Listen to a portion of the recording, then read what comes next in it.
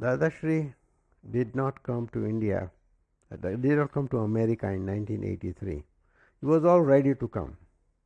They had the visa and tickets and everything to come. And then our very prominent Mahatma, it was called Chandrakant Pai, the one who got the Gnan first from Dadashri. He died suddenly, and because of that, Dadashri decided not to come to America. But I was lucky; I had the opportunity to meet him in 1983 because I was coming to India, and I came to India because I was spending 3 weeks in India, and the goal was to find a good school for my son to study here so that he could maintain the Indian culture. And my son was around 8-10 years old then, so I was going to visit all the schools in India. And then 1 week I had reserved, I'll spend with Dada. So 2 weeks for school looking, and then 1 week with Dada. So in 1982, 1983, I came to Baroda,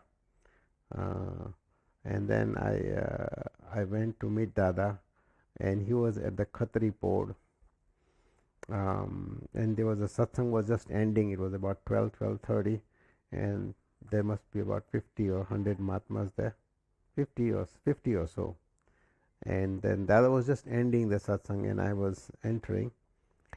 And then he said, I'm going to Ahmedabad tomorrow, so you come and stay with me in Ahmedabad.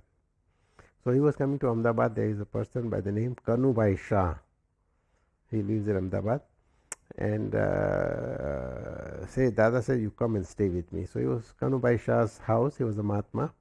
And I had the opportunity to spend about 1 week with Dada. And in one room was Dada Bhagwan and Niruma, and in the other room was me and some Aptaputras. Okay, so it was a great opportunity. I so blessed to be with the Gnani in the same house for 1 week. Now some observations of that 1 week with Dadashri. First, his daily routine. What was his daily routine? Like he would get up around 6 o'clock or so, and then Niruma would be up at the same time, of course, and they were in the same room. And the Dadashri would sit on the side of the bed, and Niruma would bring a little table and then a little basin, and he would do his brush. Now, when this happened, the door was open, so anybody could come in that room at any time with that room. It's open door policy, no secrecy. So we would all go and sit around, and Dada is doing his brush, and so we had all the opportunity to see him. And then after his brush is over, then he would have a small snack. But the whole thing was, people started coming from 6:30 started coming, and they would come. Those people would go to work. They would do vidhi to come. Some people would come to ask some questions. So this thing will go on, like informal meeting of people will keep on. Sometimes with Dada some new people will come, and Dada will talk about Tame kaun cho, who are you, that's your name, all that very basic satsang.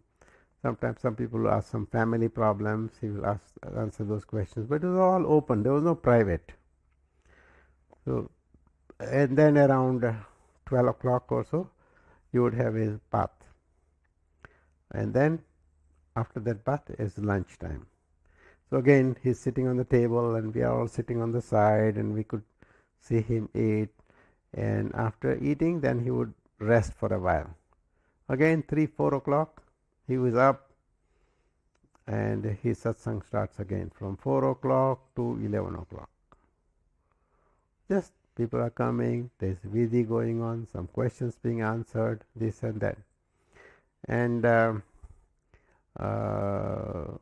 sometimes some even important people will come, and they will ask him all the questions. Sometimes one Mahatma will ask question for half an hour, 45 minutes, like that. The beauty was the informality and his availability and his willingness to explain the same thing over and over to everybody. So that was beautiful.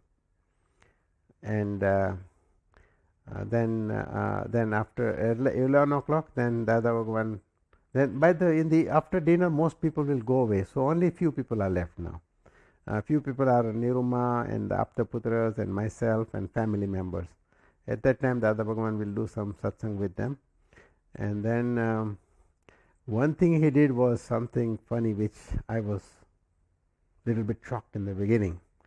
So around before about 10 o'clock or so, some Aptaputra will give him his shoe, and then they tell him, please give us your prasad, prasadiyapo, give me some special gift, prasad.